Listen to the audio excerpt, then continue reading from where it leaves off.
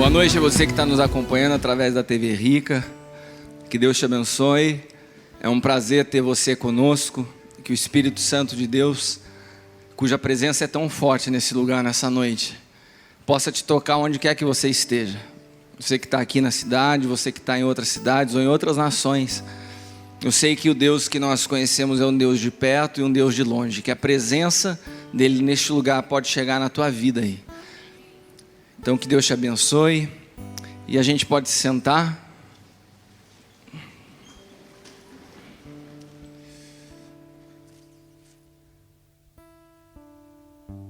Como eu dizia, Deus sabe.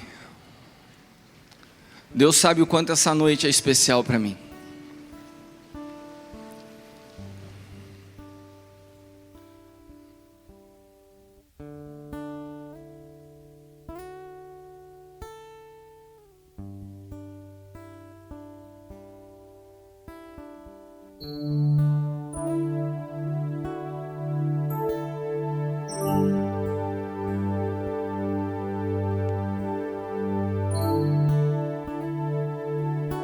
Hoje eu falava com meu cunhado pela tarde e a gente conversava sobre o futuro. E ele me falava assim: Kiko, daqui uns 20, 30 anos, com os nossos 60, 70 anos, o que você pretende fazer da vida? Eu falei para ele: eu pretendo continuar pregando a palavra. O que me dá mais prazer, o que me faz mais pleno, é poder ser um instrumento nas mãos de Deus. E eu sei que esses dias o inimigo tentou me calar. Eu sei que esses dias o inimigo tentou me deixar quieto.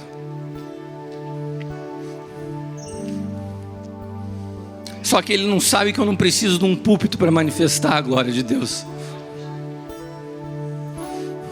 Eu conheço um homem na China que cortaram a língua dele para que ele não pregasse.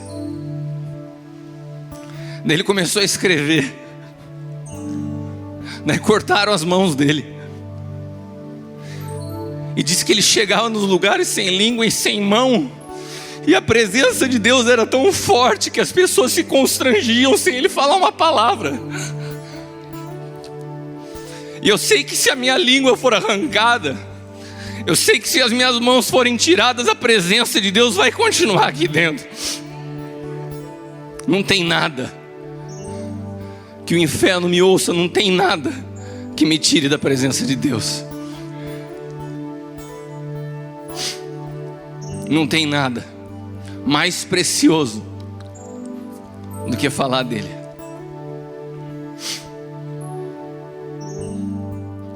Há uma presença dele tão forte nesse lugar. E a palavra dessa noite, eu poderia estar ministrando sem esboço, sem rascunho, porque essa palavra está sendo gerada no meu espírito há meses. Essa palavra tem como título: uma mensagem ao povo da cruz. Uma mensagem ao povo da cruz. O Estado Islâmico ultimamente tem massacrado cristãos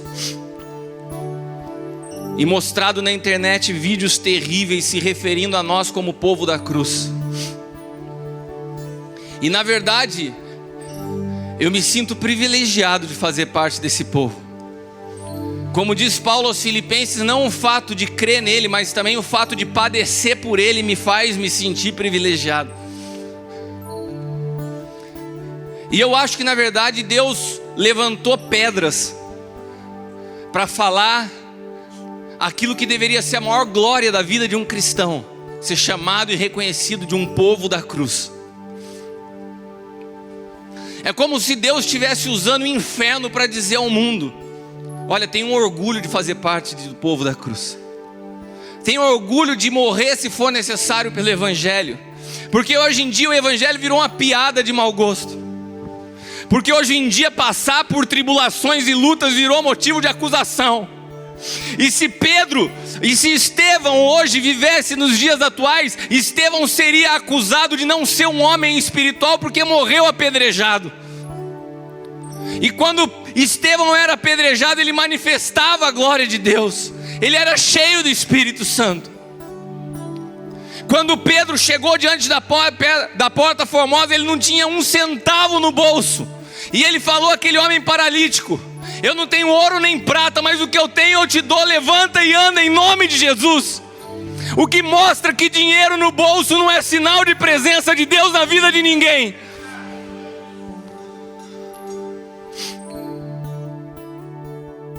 A igreja hoje virou uma igreja que se contenta e se satisfaz em colocar fotinho no Facebook,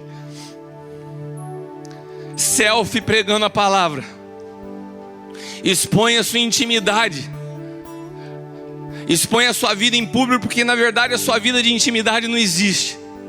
As pessoas vêm à igreja aos domingos para se alimentar por uma semana. É o alimento de uma semana de caminhada, porque fora a vida de igreja não tem vida com Deus. Mas o que transforma a vida do homem não é vir à igreja um final por semana, mas é estar na presença de Deus constantemente. Você me desculpa se você é visitante nessa noite. Eu não quero te ofender, mas o Evangelho é uma porta estreita.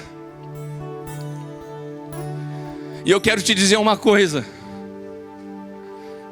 aquele que é o mestre, aquele que é o Senhor da igreja, ele manifestou ao mundo qual era o caminho. Ele disse: eu sou o caminho, eu sou a verdade, eu sou a vida. E quando ele viveu por aqui, ele encerrou um ciclo, crucificado, ensanguentado, mostrando que a morte era o caminho para a ressurreição. Não há como você experimentar a vida se você não passar pela morte. Eu quero te dizer que se você decidiu seguir a Cristo, a cruz vai fazer parte da trajetória da tua vida. Se você escolheu caminhar com Cristo, a cruz vai fazer parte da trajetória da sua vida. Não há cristianismo sem cruz. Não há.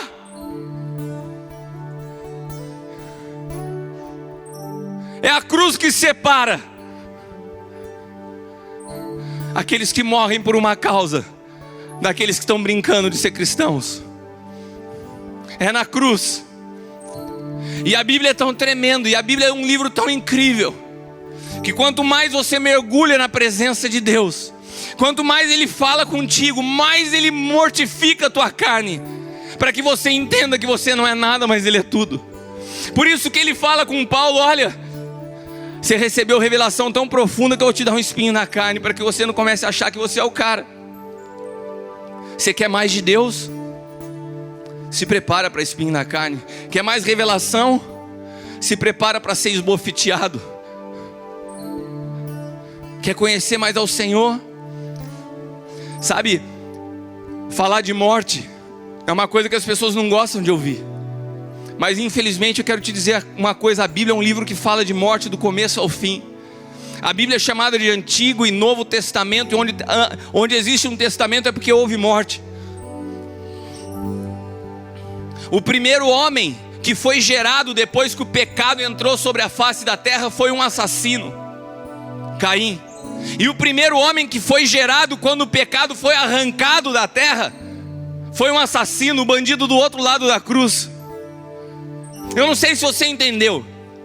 O primeiro homem que foi gerado depois do pecado, quando Adão pecou, o primeiro filho que ele teve se chamou Caim, um assassino. Depois o pecado foi arrancado através de Jesus, e a primeira pessoa que estreou o paraíso foi um assassino, aquele bandido que estava do lado da cruz. Porque a Bíblia é um livro profético, e tudo que o Antigo Testamento nos mostra, nos aponta para um futuro, para um alvo. E o Antigo Testamento é um livro que escorre sangue, porque ele apontava um caminho. Aqueles que um dia seguirão o Messias vão ter que segui-lo com o preço das suas próprias vidas.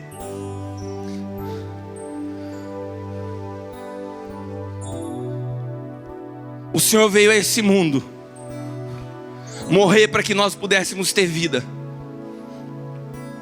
Mas as nossas vidas só podem ser geradas através da nossa morte. Se você não morrer, você não experimenta a vida. Se você não passar pela cruz, você não vai experimentar a ressurreição. Por isso que quando um povo endemoniado desse Estado Islâmico, dessas mortes tão absurdas, se levanta e aponta isso e chama de povo da cruz, são pedras clamando: igreja, acorda, acorda, acorda. Vocês não foram chamados para fazer sucesso no YouTube. Vocês não foram chamados para ficar postando fotinho no Facebook. Vocês foram chamados para percorrer um caminho de sangue. Vocês foram chamados para transformar a história através das suas próprias vidas. Vocês foram chamados para ser vergonha nesse mundo. É por isso que Paulo diz: por amor a ti nós somos entregues à morte, como ovelhas ao matadouro todos os dias. Todos os dias. E se o nosso exterior se corrompe, o nosso interior vai crescendo de glória em glória, de vitória em vitória. Aleluia, aleluia, aleluia.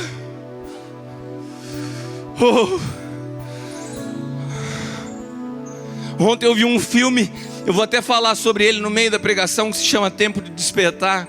E tem uma cena no filme que aparece uma pantera negra correndo dentro de uma jaula. E ela ia de um lado para o outro. E o meu espírito está assim nessa noite. Eu me sinto como aquele animal correndo de um lado para o outro. Um desespero para gritar. Um desespero para falar para você que você precisa entender de fato o que é o Evangelho. Uma igreja que quer transformar o mundo tem que sair da futilidade da vida, tem que sair da superficialidade da vida, tem que romper com o pecado, tem que entender o que é santidade, tem que pensar antes de abrir a boca para falar, porque senão não passa de uma igreja superficial, não passa de pessoas que querem um entretenimento. Agora tem um montão de jovem que acha que está cheio do Espírito Santo porque fica chapado com umas musiquinhas cristãs, mas sai da igreja e continua com a mesma vida de prostituição, continua com a mesma mente pornográfica. Isso não é ser cheio do Espírito Santo, me desculpa. Quando você é cheio do Espírito Santo e você cai na presença de Deus, você levanta outra pessoa, o pecado já não tem mais espaço na tua vida, a pornografia já não tem espaço na sua vida. Ah, Senhor, ah, Senhor, eu tive uma experiência muito forte de morte nesses últimos dias e não tem jeito, os meus filhos não me aguentam mais. O Caio e a Bruna falaram: pai, para de falar de morte. A Leila falou: Kiko, o que você vai pregar hoje? Eu falei: você tem uma chance para acertar. E enquanto Deus quiser que eu fale de morte, eu vou continuar falando de morte. Eu tenho quase 20 anos de evangelho e eu achei que eu já estava bem morto. Até que 2 semanas atrás o Senhor resolveu me pegar de jeito. E eu senti literalmente eu morrendo. Uma experiência que eu não tenho como explicar. Mas eu sei que de lá para cá a palavra não sai mais da minha boca do mesmo jeito como saía. Tem algo que queima aqui dentro. Tem algo que queima dentro de mim. Eu sei que não sou mais eu falando.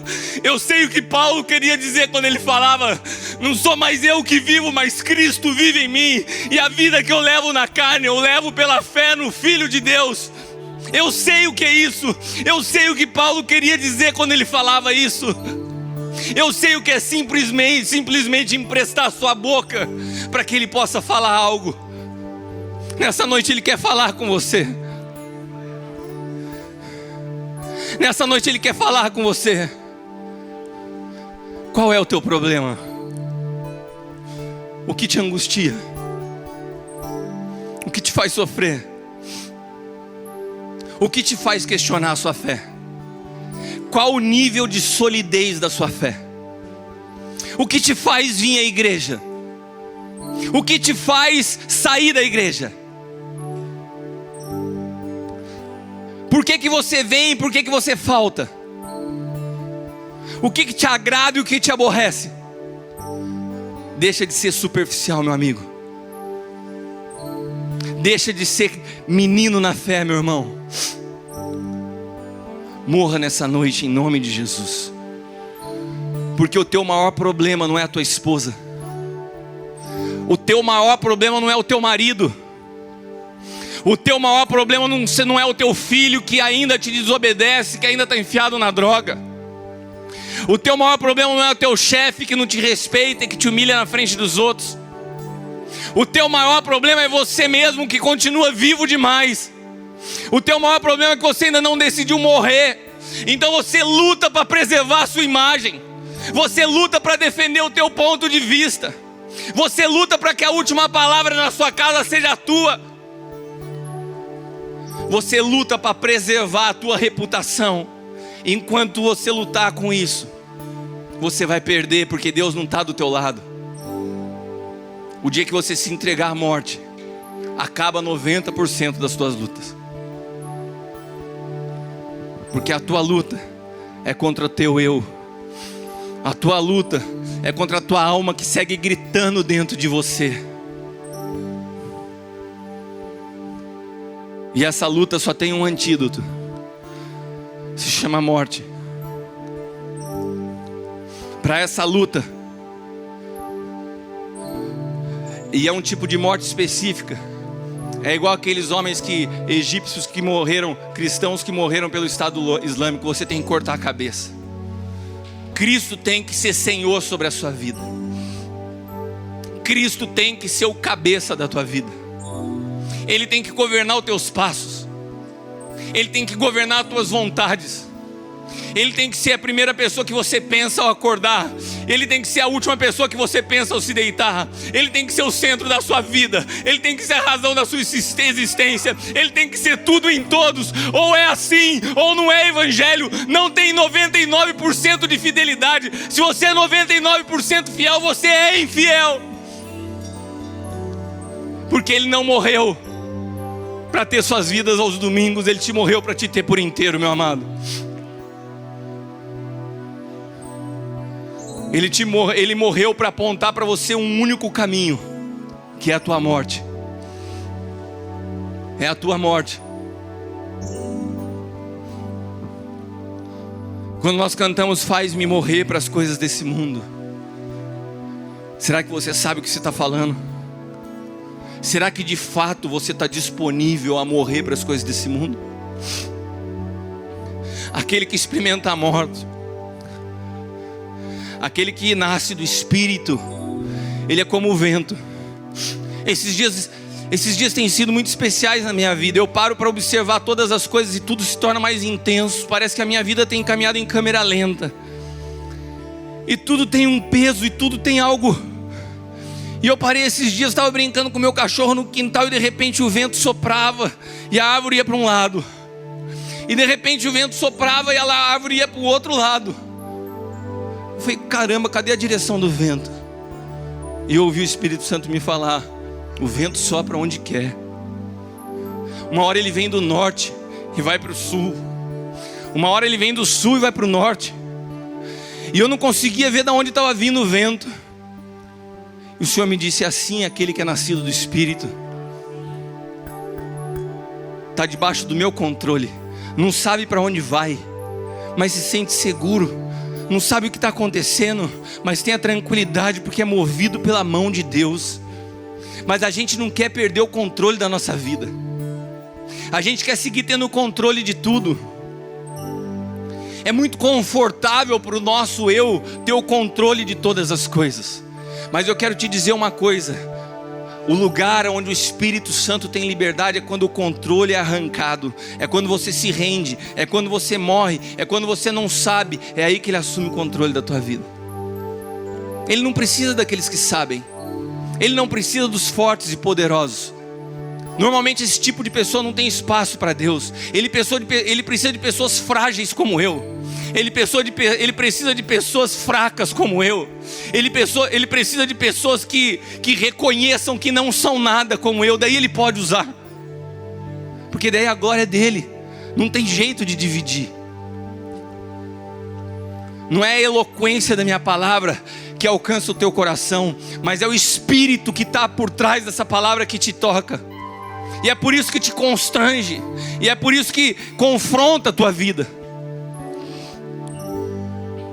Vamos colocar de pé. Faz-me morrer para as coisas desse mundo.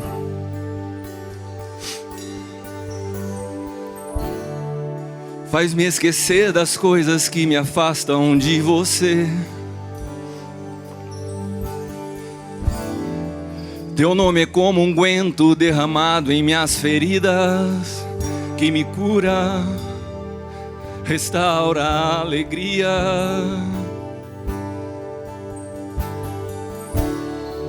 Do teu perdão é tudo que eu preciso. Cura minha alma, Restaura o meu sorriso. E quando tu chega, fica tudo colorido. Fica tudo colorido. Faz outra vez. Faz outra vez. Faz outra vez. Como na primeira vez. Faz outra vez. Faz outra vez. Faz outra vez. Como na primeira vez. declare isso. Faça dessa música uma oração nessa noite. Rei das coisas desse mundo.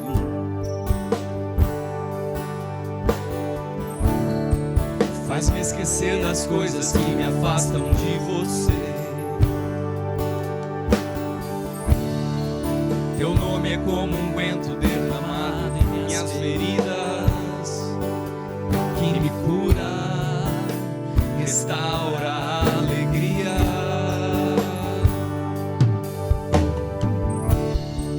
No teu perdão é tudo que eu preciso. Cura minha alma, restaura o meu sorriso. E quando tu chega, fica tudo colorido. Fica tudo colorido. Faz outra vez.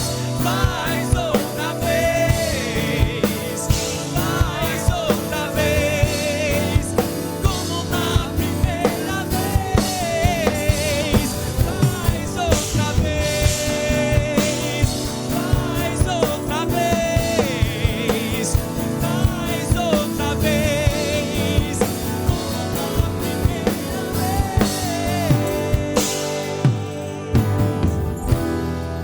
Surpreenda-me de novo, Rei dos Seis, como na primeira vez, como na primeira vez. Surpreenda-me de novo, Rei dos Seis, como na primeira vez, como na primeira vez, Pai.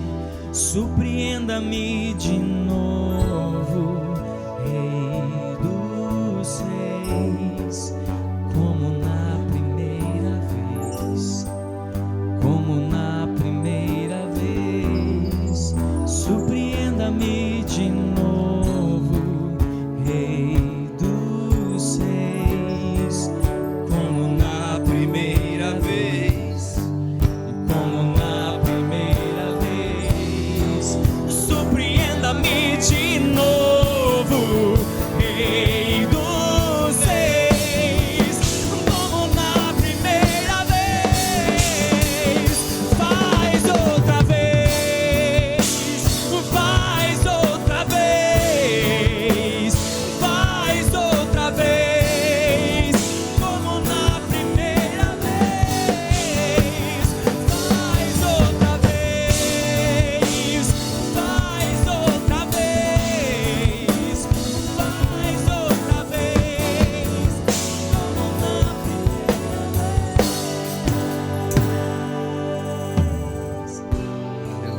sua Bíblia em Mateus capítulo 16, vamos ler juntos. Mateus 16, do 21 ao 25. Se você quiser pode se sentar. Evangelho de Mateus capítulo 16, versículos do 21 ao 25. Eu queria dizer ao Carlos Valério que eu sigo lendo sem óculos. Você não sabe o tamanho que está a letra, não repete aqui. Desde então começou Jesus a mostrar aos seus discípulos que convinha ir a Jerusalém e padecer muitas coisas dos anciãos e dos principais dos sacerdotes, dos escribas, e ser morto e ressuscitar ao terceiro dia. E Pedro, tomando-o em parte, começou a repreendê-lo, dizendo: Senhor, tem compaixão de ti, de modo nenhum te acontecerá isso.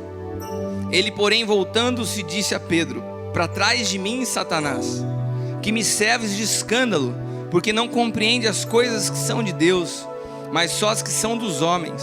Então disse Jesus aos seus discípulos: se alguém quiser vir após mim, renuncie-se a si mesmo, tome sobre si a sua cruz e siga-me. Porque aquele que quiser salvar a sua vida, perdê-la-á, e quem quer perder a sua vida por amor de mim, esse a achará. Amém? Você tem esses versículos na sua Bíblia? Você acha que isso aqui está de acordo com o que você tem ouvido ultimamente nas igrejas? Aquele que quiser salvar a sua vida irá perdê-la, mas aquele que quiser perder a sua vida por amor do Senhor, esse a achará. O Evangelho é um lugar onde você decide voluntariamente abrir mão da sua vida. O Evangelho é o lugar onde você decide voluntariamente abrir mão da sua vida, renunciar à sua vida. E eu acho interessante, porque Jesus aqui estava se preparando para a morte. Ele começou a gradativamente explicar para os discípulos, porque eles não entendiam. Eles esperavam um libertador, eles esperavam um rei poderoso, eles esperavam a hora que ele tomaria o governo, e que um seria colocado à sua direita, outro à sua esquerda. Judas já pensou que ele seria o tesoureiro do reino, e eles estavam se preparando para uma grande conquista. E de repente Jesus começa a decepcioná-los com a notícia que o reino dele não era desse mundo, e que ele iria morrer. E para aqueles homens que esperavam por um libertador, por um guerreiro, ver aquele cara em quem eles depositaram todas as expectativas se demonstrar frágil, se demonstrar uma pessoa que ia à morte, uma pessoa que ia sofrer, Pedro dá um grito e fala: não, eu não vou permitir isso, jamais isso vai acontecer com você. Era um grito de desespero. E Jesus então confronta Pedro. Ele não confronta Pedro, ele confronta o espírito que havia em Pedro. Afasta-te de mim, Satanás. Sabe qual era esse espírito que estava em Pedro? Era o espírito de autopreservação. É o espírito que luta constantemente na minha e na tua vida para nos preservar. É o espírito que insiste em atuar na vida de uma pessoa ciumenta, porque ela tem medo de perder o outro. E é um espírito que faz mal para a pessoa, que adoece. Mas por quê? Porque tem medo, porque tem que se preservar. É o espírito que faz uma mãe ter desespero quando o seu filho vai numa excursão na escola, porque tem medo da perda, porque tem um instinto de preservação fora do normal. É o espírito que se manifesta quando algo dá errado na tua vida e você pensa assim: o que vão falar de mim?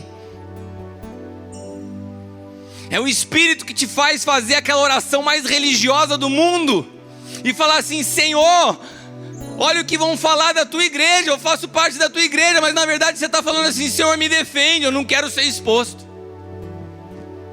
Era o espírito que estava em Pedro, e que Jesus repreende e fala assim: sai fora, Satanás. Eu vim aqui para morrer, eu vim para a morte. Não começa a querer gerar no meu coração, na minha alma, o desejo de preservação. E é legal que a morte, ela faz parte A morte e a cruz, na verdade, quando eu falar morte, eu falar cruz, os dois estão ligados. A cruz é o símbolo da morte e da morte que expõe. Não é morrer quietinho, é ser exposto. Então quando eu falar cruz e morte, entendam a mesma coisa. Mas a morte e a cruz que eu estou falando para você nessa noite, não é um lugar permanente.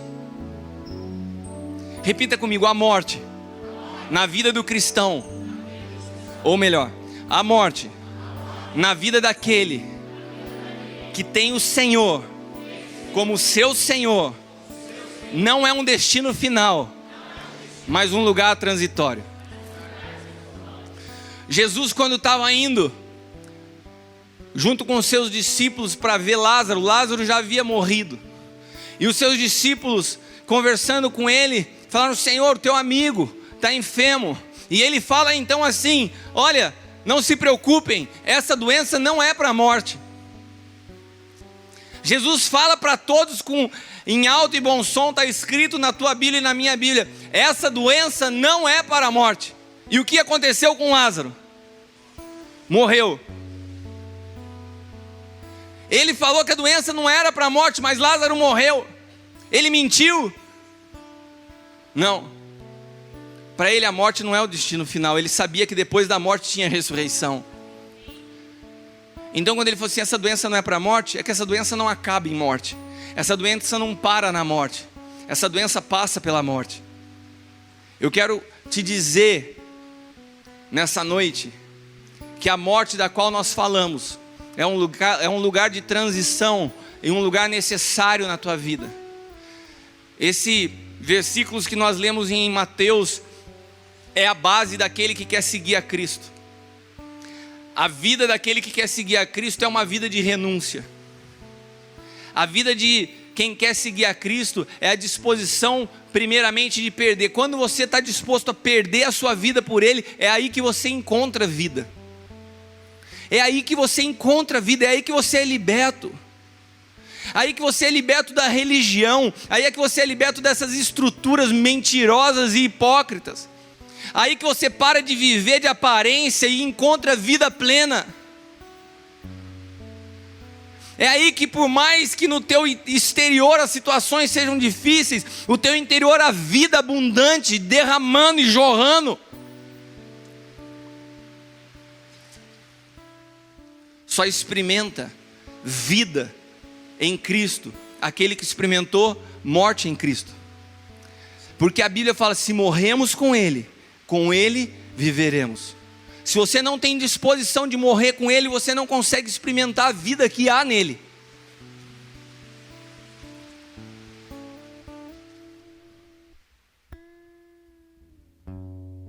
A vida com Deus nunca é, nunca foi, nunca será um caminho plano.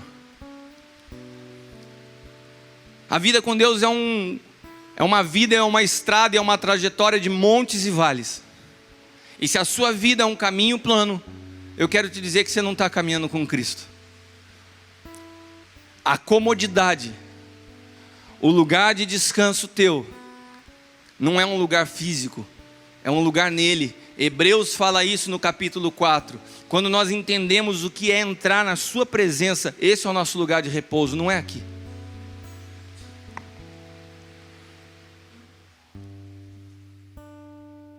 Nós lutamos durante toda a nossa vida contra a morte. Nós lutamos para defender a nossa imagem, para um ponto de vista, lutamos por influência, as pessoas lutam por reconhecimento. Hoje uma pessoa começa a pregar o evangelho, o que ele mais quer é se tornar conhecido. A pessoa acha que o sucesso dele ministerial é quando ele começa a pregar em várias igrejas. Sabe, hoje as pessoas se alegram e se animam mais em postar frases de pregadores do que versículos bíblicos. Porque as pessoas não conhecem a Bíblia. Então você pega uma palavra da minha mensagem dessa noite e posta, porque aquilo para você tem mais efeito do que a própria Bíblia, porque você não sabe ler a Bíblia. Esses dias me perguntaram, e eu estava falando quando eu estava dando aula no Efatá: apóstolo, que livro você me indica para ler? Eu falei: você já leu a Bíblia? Não, então leia a Bíblia, depois você lê qualquer outro livro. É inadmissível uma pessoa começar a querer ler livro cristão, evangélico, seja lá o que for, de autoajuda, se não leu a Bíblia. Se você começar a ler a Bíblia e entender a Bíblia e deixar com que o Espírito fale com você, você vai começar a compreender qual é a mente de Deus. Você vai começar a entender qual é o propósito da tua vida. Você vai entender que não existe acaso na tua vida. Você vai entender que Deus está no controle na tua vida, as coisas indo bem ou mal. Você vai entender o que é sucesso e o que é fracasso, a ótica de Deus. Você vai entender a necessidade de renúncia. Mas você precisa ler a Bíblia. Salmo 44, 22 diz assim: por amor de ti somos mortos todos os dias, reputados como ovelhas para o matadouro. E isso pode parecer loucura para você. E eu quero te dizer uma coisa, realmente é uma loucura. 1 Coríntios 1,18 diz que a palavra da cruz, o que eu estou te falando nessa noite, é loucura para os que perecem, mas para nós que somos salvos é o poder de Deus. A palavra da cruz, essa mensagem não é uma mensagem agradável. Eu não estou vendo ninguém pulando enquanto eu estou ministrando, eu não estou vendo ninguém saltando enquanto eu estou ministrando, porque ela é uma loucura. Eu estou te dizendo que para você encontrar vida é necessário que você morra, mas isso é o centro do Evangelho. As pessoas preferem animadores de auditório do que pessoas que têm vida no Espírito, porque é mais confortável ouvir uma pessoa que te levanta do que uma pessoa que te mata. Só que uma pessoa que te levanta não tem sustentação na tua vida. Você está rindo no domingo, na segunda-feira você já está chorando diante dos seus problemas. Agora uma palavra que te leva a morrer te faz ressuscitar acima de qualquer circunstância que você possa estar passando.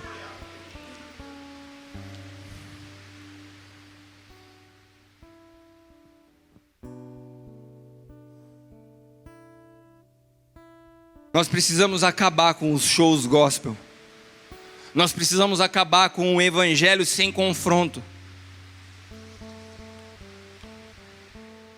Nós precisamos acabar com a frequência à igreja sem que haja transformação na vida. Ou nós temos o Espírito Santo e isso confronta o pecado nas nossas vidas, ou a gente está vivendo uma ilusão. É impossível você ser cheio do Espírito Santo e seguir mentindo. É impossível você ser cheio do Espírito Santo e seguir manipulando. É impossível você estar cheio do Espírito Santo e seguir fofocando. É impossível você estar cheio do Espírito Santo e continuar julgando o seu irmão. É impossível. É muito contraditório.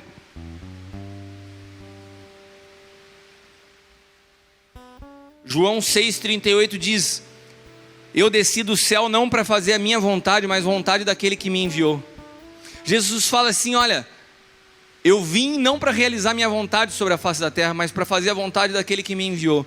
E quando eu morro e não vivo mais eu e Cristo vive em mim, a vontade de Cristo se revela na minha vida. Sabe o que acontece? Eu passo a viver não mais para fazer a minha vontade, mas a vontade daquele que passou a viver em mim.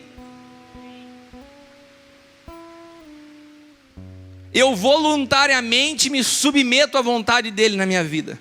E eu começo a ter prazer na vontade dele, não na minha. Eu começo a sentir o privilégio do que é abrir mão da minha vontade e viver a dele. E eu começo a entender que a vontade dele é melhor que a minha. Porque a palavra diz que a vontade dele é boa, é perfeita e agradável. E a minha muitas vezes é fruto da minha alma, que é enganosa. E tem gente que está morrendo abraçado na sua vontade. Está morrendo abraçado num lixo, porque não consegue abrir os olhos espirituais para entender que a sua vontade não é o melhor para a tua vida. Que esse namorado que você tem vai te afastar da presença de Deus. Que essa menina do lado da tua vida é um laço do capeta para te tirar da presença de Deus. Que o prazer que o sexo pode te dar por alguns minutos é muito pior do que o prejuízo do pecado que fica corroendo a tua vida, às vezes por meses e por anos, até que você tenha a humildade de se chegar à cruz, aonde há esperança para aquele que tem pecado. Nós somos um povo muito cheio de vontade, porque ainda não experimentamos a morte. As pessoas não estão acostumadas a ser confrontadas. Eu falava esses dias no Efatá, nós estamos estudando a carta aos Gálatas, quando Paulo confronta Pedro. Pedro vivia uma hipocrisia. Ele era o líder da igreja, era uma referência para a igreja, era um dos principais apóstolos.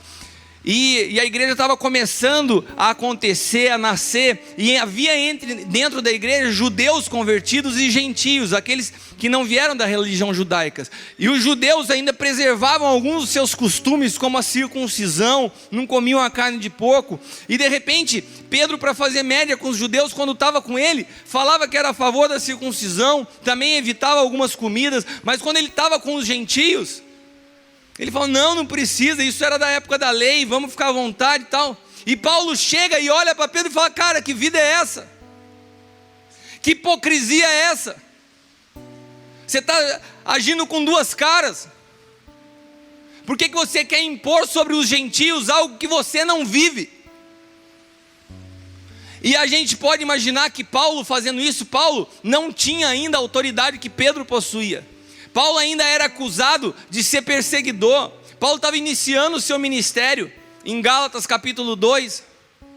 Ele ainda era questionado se ele era perseguidor ou se ele de fato tinha se convertido. Pedro podia ter interrompido ele no meio da palavra e falar assim, fica quieto, cara.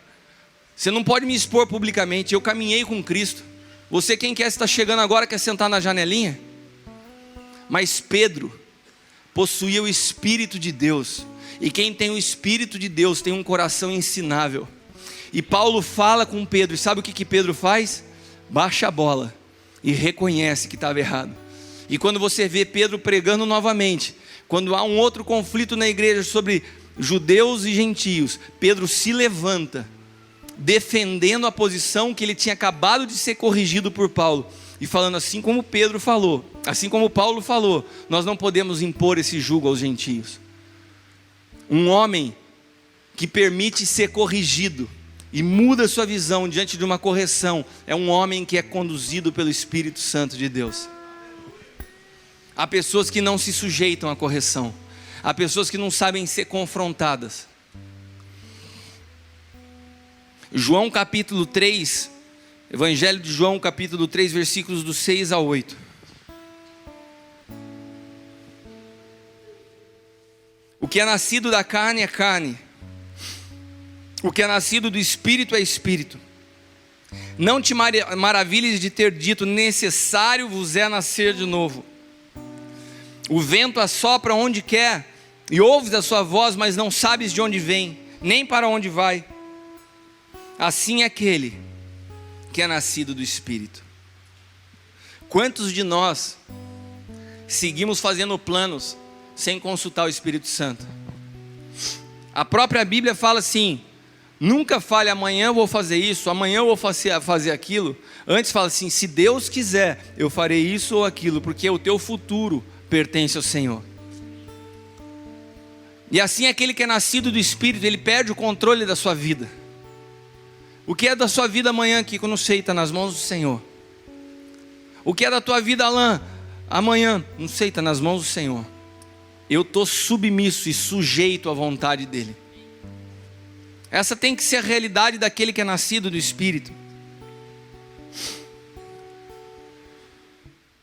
Eu quero te fazer um convite essa noite. Perca o controle da tua vida. Entregue o controle da tua vida ao Senhor.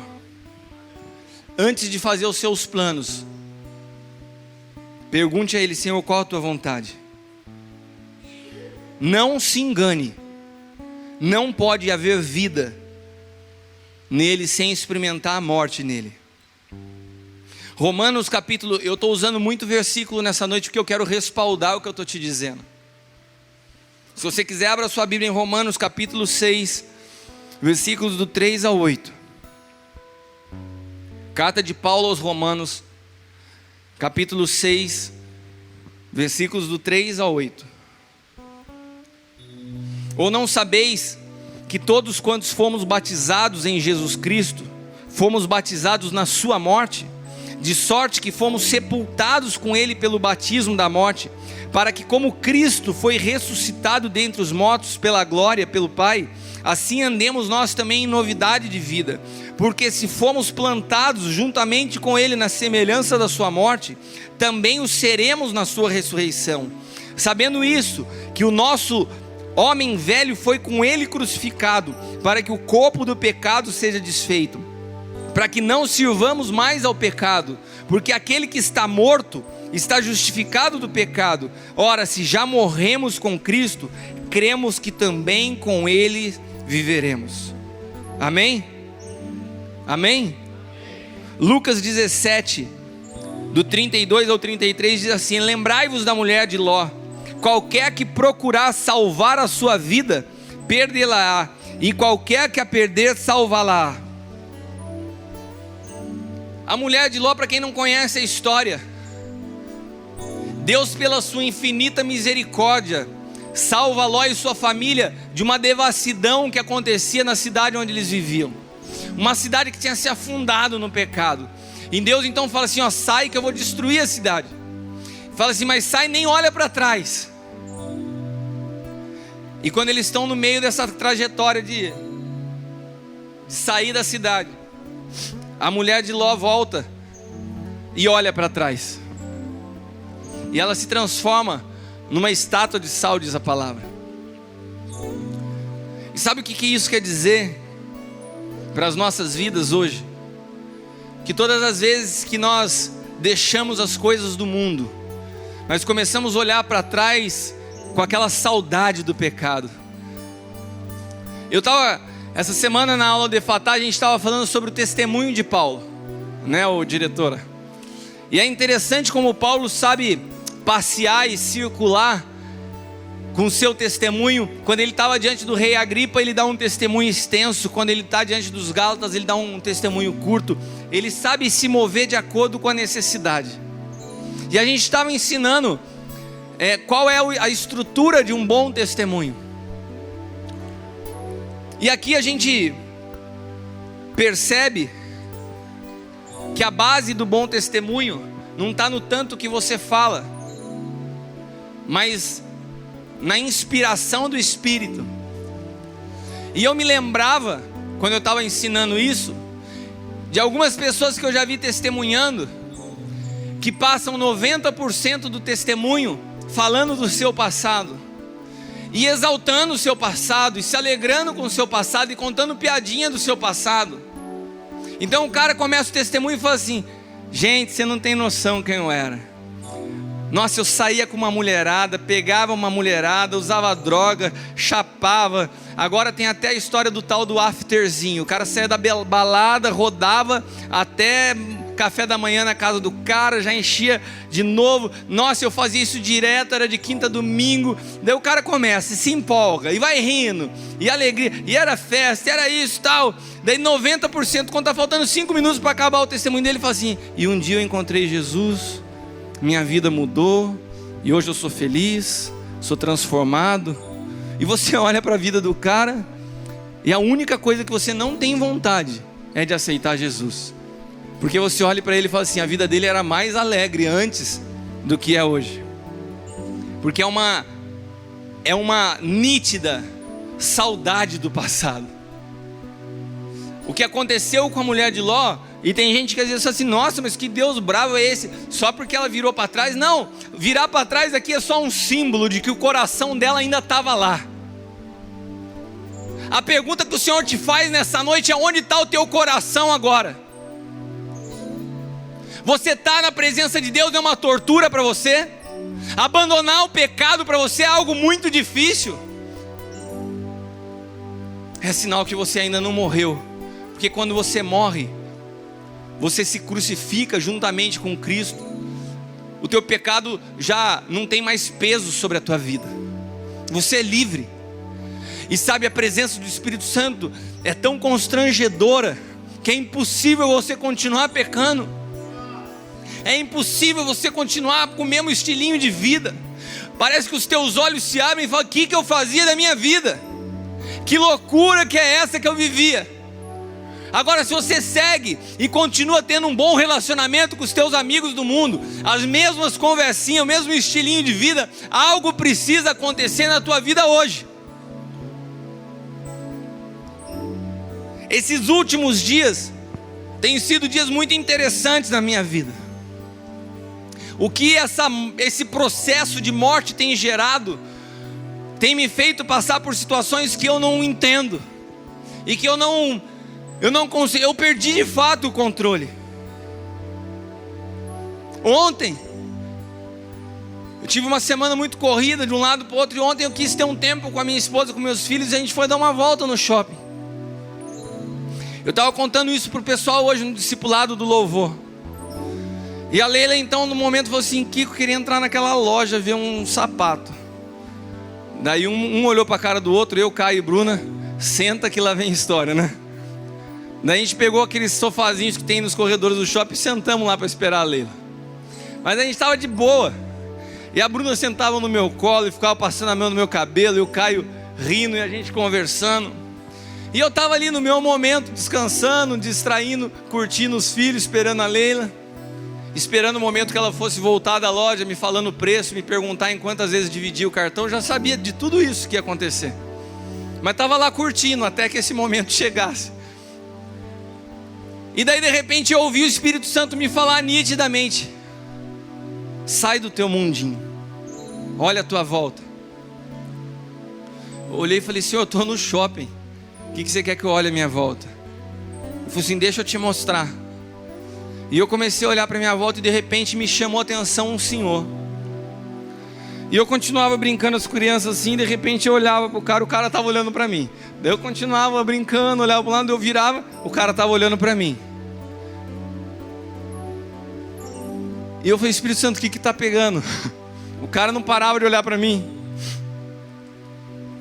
E daí nisso a Leila chegou, e daí que ele não tirou o olhar dela, chegou, a gente começou a rir dela, porque eu tinha falado para as crianças: você quer valer que a sua mãe vai chegar, vai falar o preço e vai perguntar em quantas vezes no cartão. Ela chegou e fez exatamente isso. Daí a Bruna e o Caio começaram a gargalhar. Nossa, sabia. E eu comecei a rir. E daí eu olhava para o cara não parava de olhar. E daí a gente pegou, saímos de lá, fomos caminhando. E o Espírito Santo me falou assim: eu falei para você sair, para você olhar o cara e você não vai fazer nada. Eu falei assim: que vergonha, pô. Eu já saí agora. Não, volta lá. E isso dentro de mim. E a Leila olhando para mim, vendo o que está pegando. Eu falei assim: o Espírito Santo está falando para eu voltar lá. Eu falei assim: ai, não brinca. Eu falei assim: acho que eu vou ter que voltar lá. E a gente já estava longe do cara. E sabe quando você vai andando assim, tipo assim: eu tenho que voltar, mas eu não quero voltar. Que vergonha. Eu fui indo e falei: tá bom, vai. Daí voltei e nem vi. Eu falei: agora não vou nem olhar para trás. Deixei os três lá e fui indo. Eu cheguei diante do homem, dei a mão para ele. O cara regalou o olho e falei: o senhor não me conhece. Mas quando eu estava indo embora, o Espírito Santo me pediu para voltar e falar algo para o Senhor.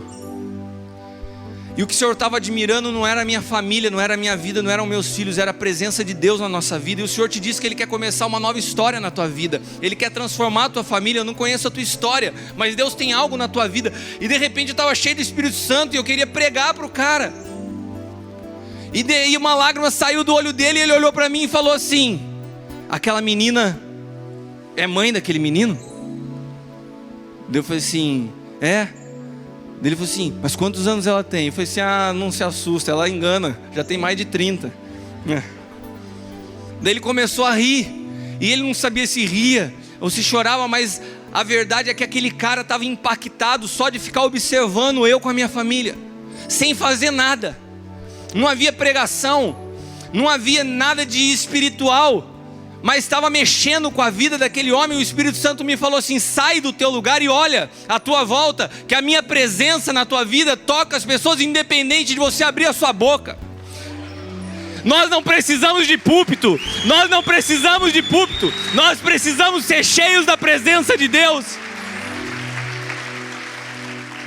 De que vale vir num culto de domingo e pregar uma bela de uma mensagem, e você entrar dentro do teu carro, chutando a porta do carro e brigando com a tua esposa e com as crianças, sem passear no shopping discutindo? Você está impactando a vida de quem? Sabe, nessa noite, o mesmo Espírito que Paulo confrontou em Pedro, o Espírito Santo quer confrontar na tua vida. E o Senhor te diz: tira a máscara, rompe com a hipocrisia.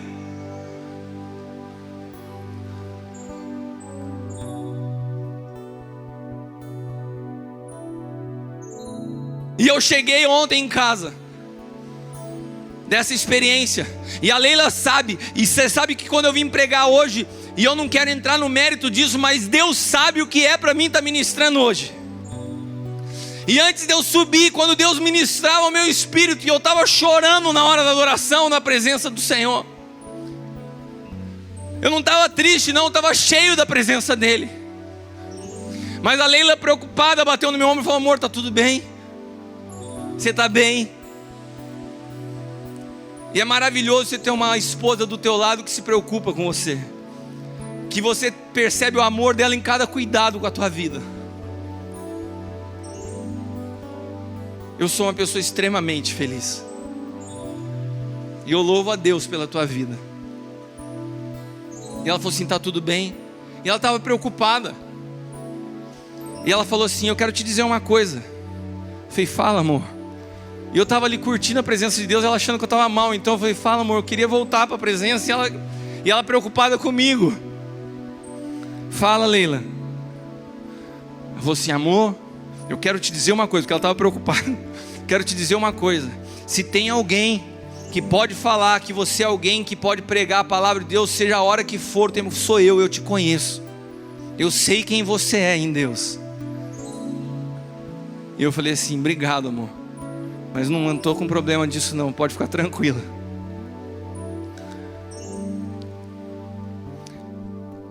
E ontem, e eu estou falando tudo isso porque a Leila sabe do dia que a gente passou ontem. A gente indo para o shopping no carro, eu não conseguia cantar essa música e começava a chorar.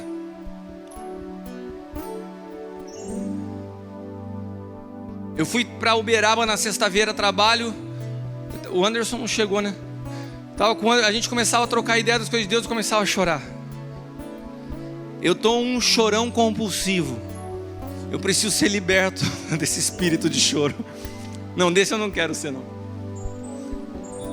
Mas a presença de Deus é algo que é inexplicável. E eu cheguei em casa dessa experiência do shopping e fui deitar no sofá e falei assim: agora eu vou dar uma descansada, vou ver um filme. Daí o Espírito Santo falou, e eu passando naqueles negocinhos do Netflix lá, procurando um filme para ver. Eu já tinha escolhido um filme que eu queria ver de guerra lá.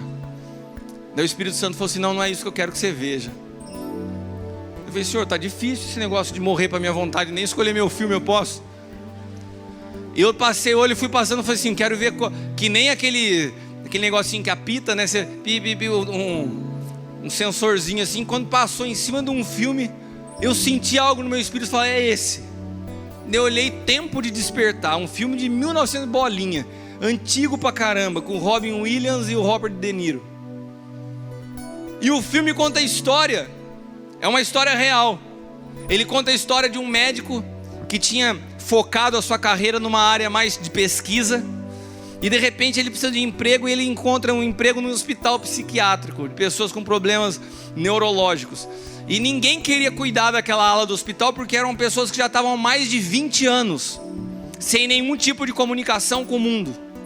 Pessoas que estavam ali, completamente alienadas da vida. Um tortinho assim, outro para o outro lado. Ninguém falava, não tinha uma reação, não tinha um reflexo. E daí os diretores do hospital, um falou para o outro: pega esse cara aí, para cuidar desses caras que estão tudo mortos aí, leva ele mesmo, não precisa de um cara bom. Ele não tem experiência nenhuma em cuidar de pessoa, o cara faz pesquisa, mas não tem problema, ninguém quer encarar isso, o salário é baixo, tá, põe ele mesmo. E daí aquele médico meio doido, pesquisador, começa a cuidar daquelas pessoas.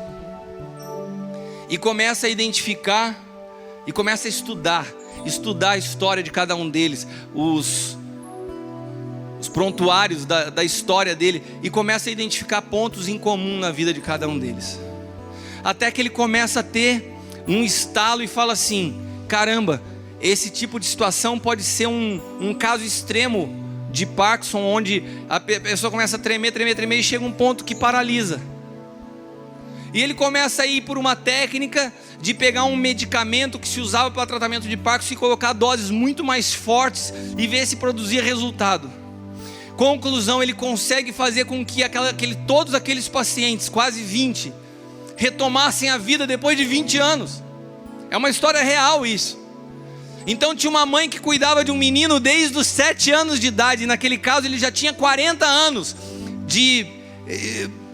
sem nenhuma comunicação, sem nenhuma palavra. E de repente aquele menino, aquele homem, já um senhor, começa a ter vida, começa a falar e fala: mãe, eu voltei. E ele grava um vídeo para que aquele médico pudesse conseguir mais recursos para pesquisa e fala assim: olha, assim era a minha vida, e através do medicamento eu voltei. E o cara volta à vida, e é um negócio assombroso.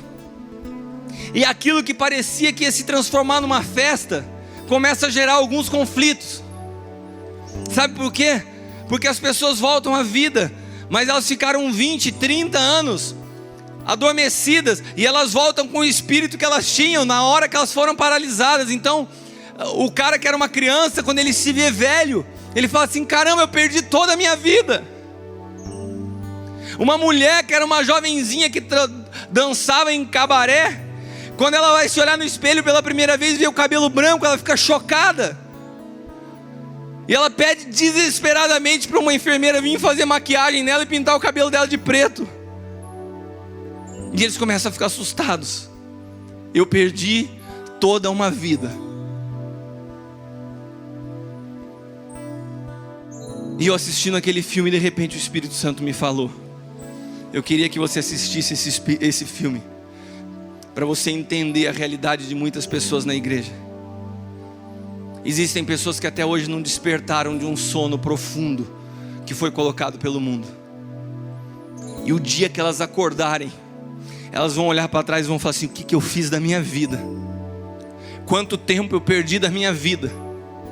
Quanto tempo se passou da minha vida? Olha o jeito que eu estou. E pode ser que você esteja olhando para a tua vida nessa noite falando isso: Senhor, olha o que a minha vida ficou. Aonde eu enfiei a minha juventude? O que eu fiz dos melhores dias da minha vida?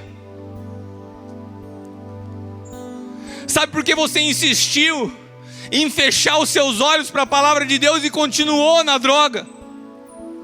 Porque você insistiu em seguir com a tua vontade e não quis a vontade de Deus, e preferiu o sexo do que a santidade. Porque você escolheu a desobediência ao invés de se submeter a uma autoridade espiritual e começou a fazer as coisas do teu jeito.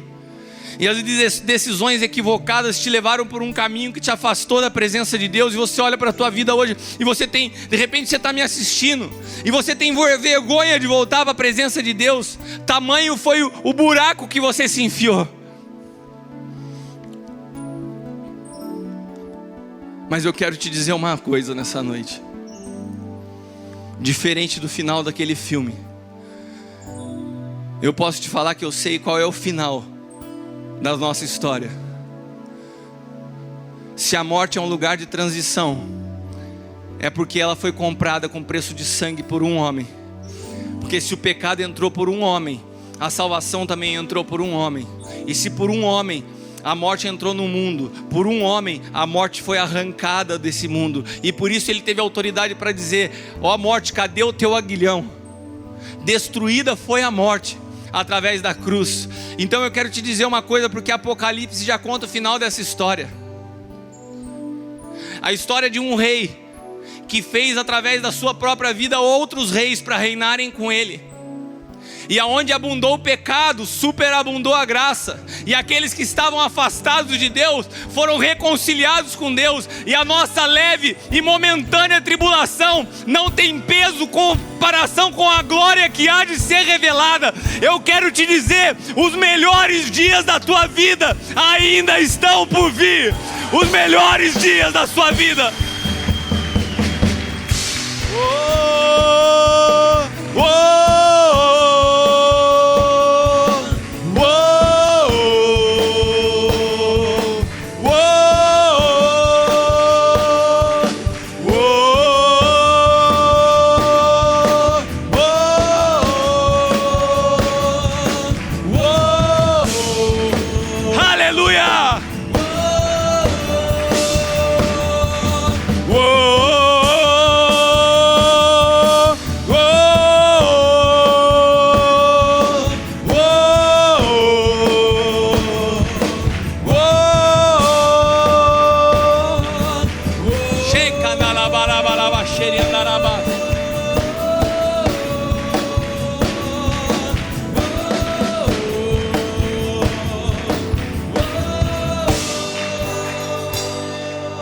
Aleluia.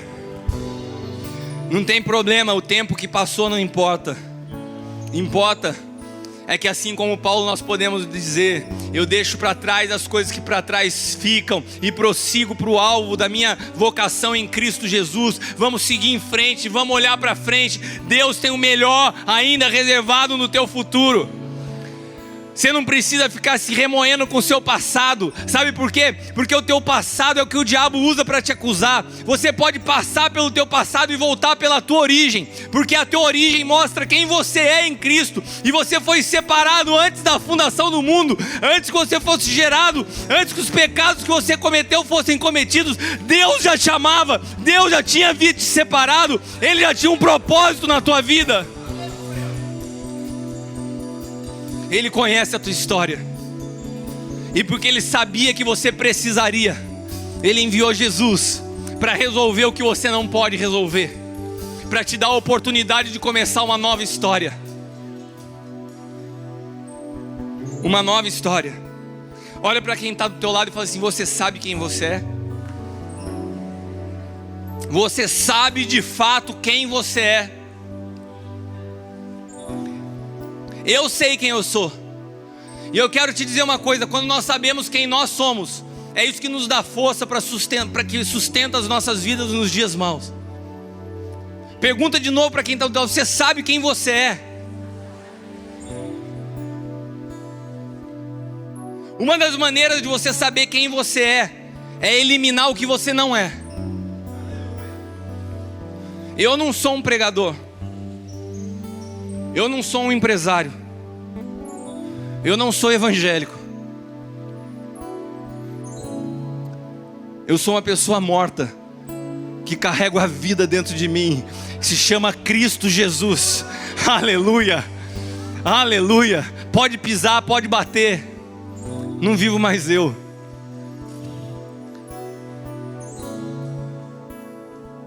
Sou alguém que um dia caminhou sobre a terra, levando uma vida normal, até que um dia encontrei com Cristo. E ao longo dessa caminhada eu fui gradativamente resistindo à morte. Falando: não quero morrer, Senhor. Não quero morrer, Senhor.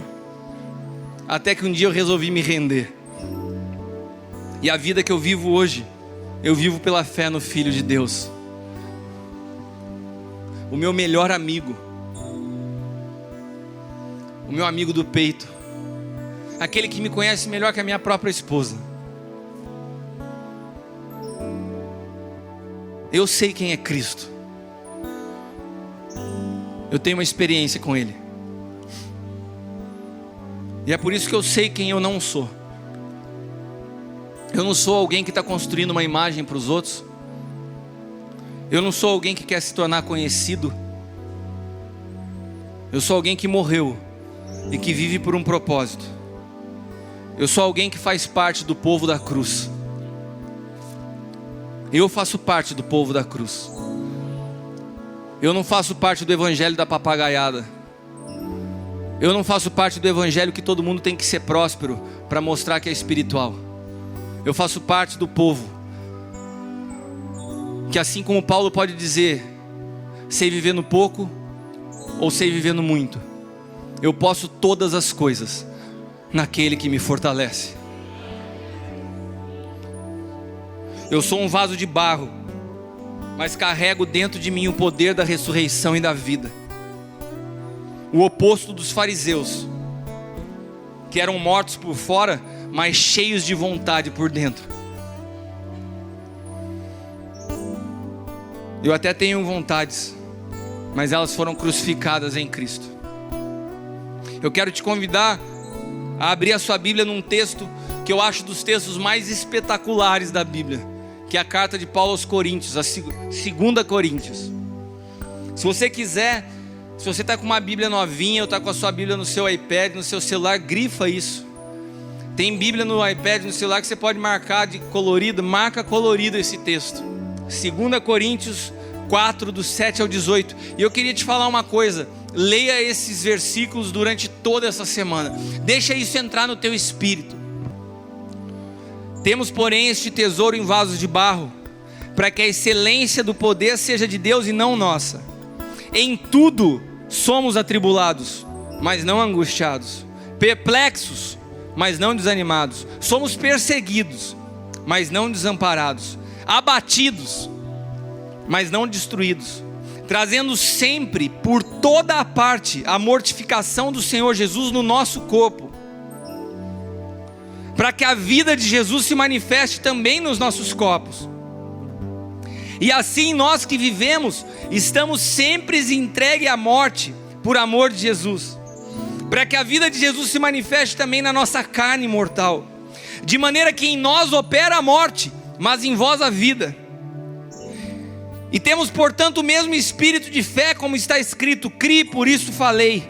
Nós cremos e também por isso falamos, sabendo que o que ressuscitou o Senhor Jesus nos ressuscitará também por Jesus, e nos apresentará convosco. Porque tudo isto é por amor de vós, para que a graça multiplicada por meio de muitos faça abundar a ação de graças para a glória de Deus. Por isso não desfalecemos, e ainda que o nosso homem exterior se corrompa, o interior contudo se renova de dia em dia, porque a nossa leve e momentânea tribulação produz para nós um peso eterno de glória, muito excelente, e não atentando nós nas coisas que se veem, mas nas coisas que não se veem, porque as que se veem são temporais, mas as que não se veem são eternas. Amém? Se você quer experimentar um renovo no seu interior, falar nisso, estou com a toalhinha que a Marluce me deu do renovo, toalhinha do renovo. Se você quer experimentar um renovo em seu interior, entenda que ainda que o seu exterior se corrompa, o seu interior se fortalece. Não se atente para as coisas que se veem, elas não importam, elas são temporais. Se preocupe com aquilo que você não vê, o que é eterno. Eclesiastes capítulo 7 versículo 8 diz assim: melhor é o fim das coisas do que o princípio, melhor é o paciente de espírito do que o altivo de espírito. Essa carta de Paulo aos Coríntios aqui é tremenda. 2 Coríntios é algo poderoso. Ele fala assim: a gente traz o nosso corpo físico à morte, para que no nosso corpo físico se manifeste vida. Sabe, eu comecei a semana passada sentindo angústia, literalmente, de morte no meu corpo. Eu sentia como se o meu corpo estivesse sendo moído no meu físico. Eu cheguei por um instante a sentir temor do que eu sentia, até que no final desse dia o Espírito Santo me falou: isso é necessário para que eu manifeste vida através do teu corpo mortal. E daí ele me deu esse texto. Jesus experimentou isso no Getsemane. A angústia dele era tão profunda que diz a palavra que ele transpirou sangue, porque ele sabia que ele estava indo para a morte. Ele sabia que o caminho dele seria um caminho de morte, e ele sentiu no seu corpo esse nível de angústia. E é interessante, eu falei também isso esses dias, que eu estava que nem essa pantera dentro da jaula, querendo falar isso, e quem tomou na cabeça foi o pessoal do louvor nos discipulados e o pessoal do Efatá, porque era para onde eu estava falando. E eu estava falando para eles desse texto de Lucas 18. Lucas capítulo 18 conta a história de um menino, de um jovem rico, que chega diante de Jesus e fala assim: bom mestre, o que hei de fazer para herdar a vida eterna? E Jesus dá uma no meio dele e fala assim: cara, não me chama de bom, só tem um bom que é Deus. E esse versículo sempre me incomodou. Eu falei: pô, porque Jesus foi tão duro com o cara bonzinho, cumpria todas as leis. Cumpria todas as leis, porque Jesus fala para ele: olha, você tem observado todos os mandamentos? Honrará pai e mãe, papapá, papapá. Eu tenho feito tudo. E para o moleque falar que ele fazia tudo, ele era bom mesmo. Ele falou assim: olha, uma coisa só te falta. Vai, vende os teus bens e me segue. Dá aos pobres e me segue. E daí diz que aquele jovem ficou triste, foi embora, porque ele era muito rico, tinha muitos bens. Mas o que me chama a atenção nessa história é Jesus falar para ele assim: não me chama de bom, que eu não sou bom. E eu te faço uma pergunta: se Jesus não era bom, ele era ruim? Se Jesus não era bom, ele era mau? Por que vocês estão quietos? Por que ele fala, não me chama de bom, eu não sou bom? Só tem um bom, que é o Pai. Sabe, eu comecei a pesquisar na Bíblia esses dias, quando estava acontecendo isso, e depois eu achei até interessante que hoje eu comecei a ouvir umas ministrações, e eu vi o Luiz Hermínio falando sobre isso. Eu falei, eu estou até contando isso, porque senão parece assim, nossa, o cara ouviu a pregação dele e veio falar aqui como se fosse... E foi uma... Sabe, também, eu não preciso nem me explicar disso, mas é interessante que quando você vive no Espírito, as coisas que Deus quer falar, Ele fala com você aqui, fala com um pregador lá na China. E é a mesma mensagem, porque é o que Deus quer falar para o mundo. Tem coisas que são para uma igreja local, mas tem coisas que são universais.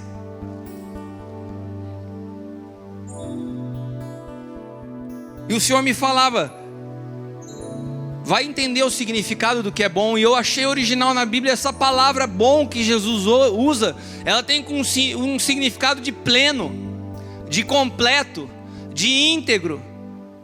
É a mesma. E depois você vai para Gênesis e você vê que depois que Deus termina todas as coisas, Ele fala assim, isso é bom.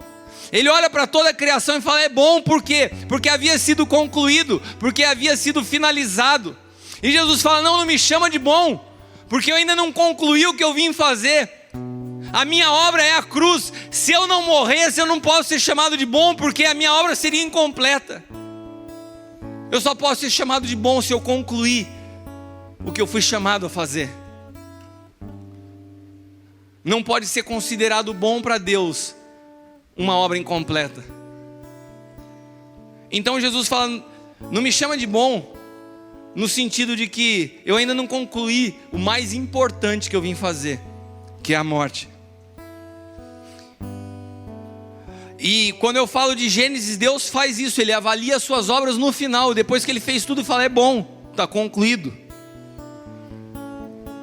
A sua morte hoje, nessa noite, é um processo que dá fim a um montão de ciclo, de coisas incompletas na sua vida.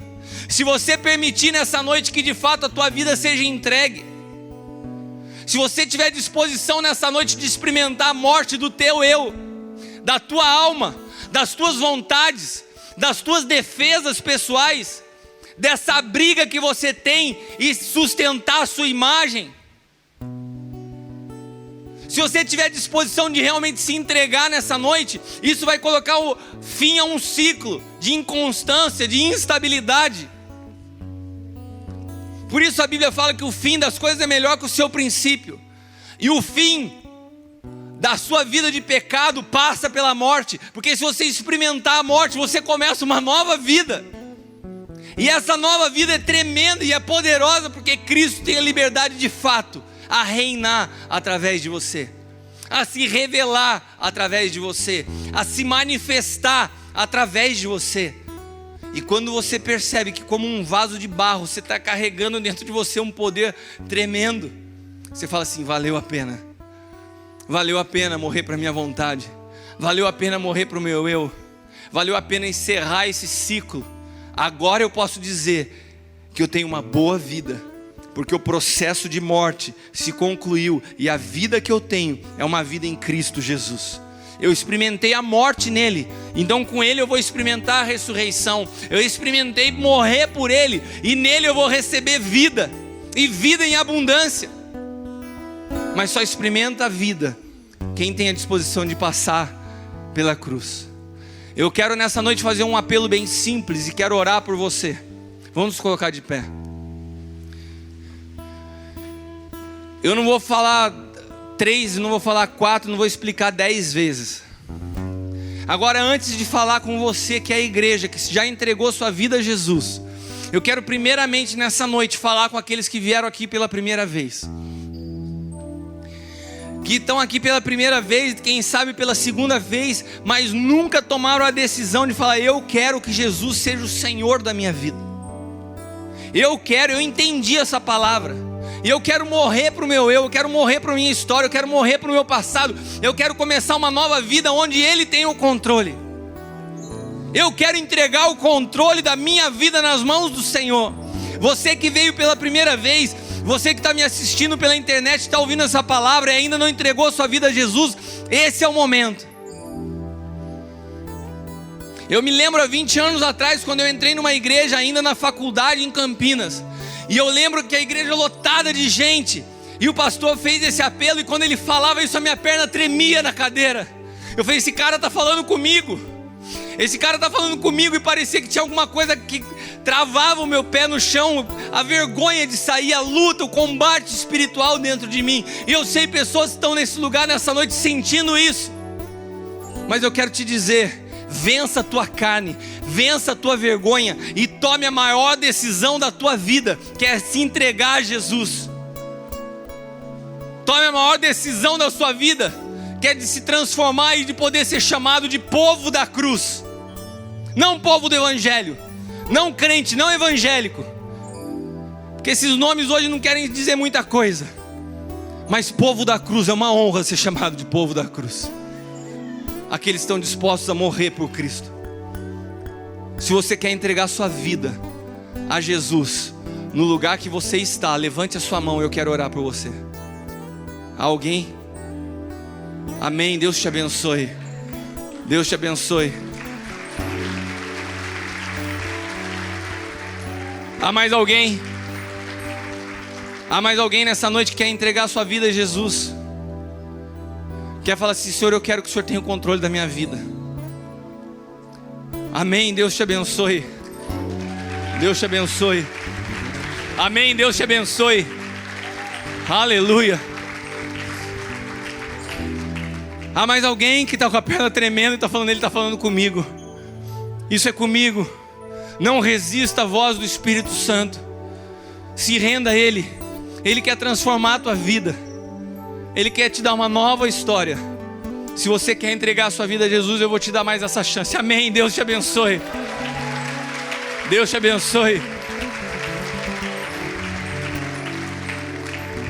Amém, eu queria convidar você que levantou sua mão, sai do seu lugar, se coloca aqui à frente rápido, rapidamente, nós vamos orar por você. Todos que levantaram suas mãos, estejam aqui. Se você quer ainda dar tempo para a tua vida, sai do seu lugar. Você também? Pode vir aqui. Aleluia, queria que os ministros me ajudassem aqui agora. Nós vamos orar com você. Essa decisão é a decisão mais importante da sua vida. Pode ter certeza disso. Aleluia. E eu quero orar nessa noite por você que quer fazer parte do povo da cruz, que quer sair dessa mediocridade que tem sido a sua vida com Deus, que quer sair dessa superficialidade. Eu quero orar por você que quer romper definitivamente com a tua alma, com o teu eu. Eu quero orar por você que ainda se incomoda com as pessoas, que ainda se preocupa com o que falam a teu respeito. Eu quero orar por você que ainda está muito vivo dentro de você. Eu quero orar por você que quer de fato morrer para esse mundo e nascer para uma vida em Cristo.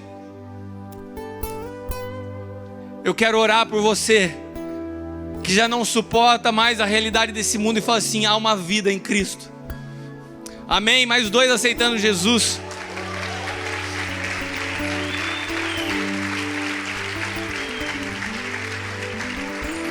Deus te abençoe. Deus te abençoe, viu? Mais alguém aqui orando com ele, tá faltando um ministro aqui. Aí, Ricardo.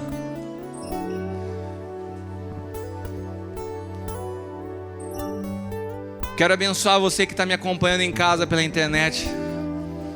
E se você quiser romper nessa noite com essa vida superficial e entregar a sua vida a Cristo, faça isso agora. Dobre o teu joelho aí na sua casa e faça você a sua oração. Fala, Senhor, eu me rendo. Eu quero que essa palavra se cumpra na minha vida. Eu quero morrer para esse mundo e quero ressuscitar em Cristo. Eu quero viver por um propósito. Se você quer isso, faça isso na sua casa. Quero agradecer você por ter nos acompanhado até agora. Que Deus te abençoe poderosamente e que você possa experimentar uma nova vida em Cristo. Amém? Até mais.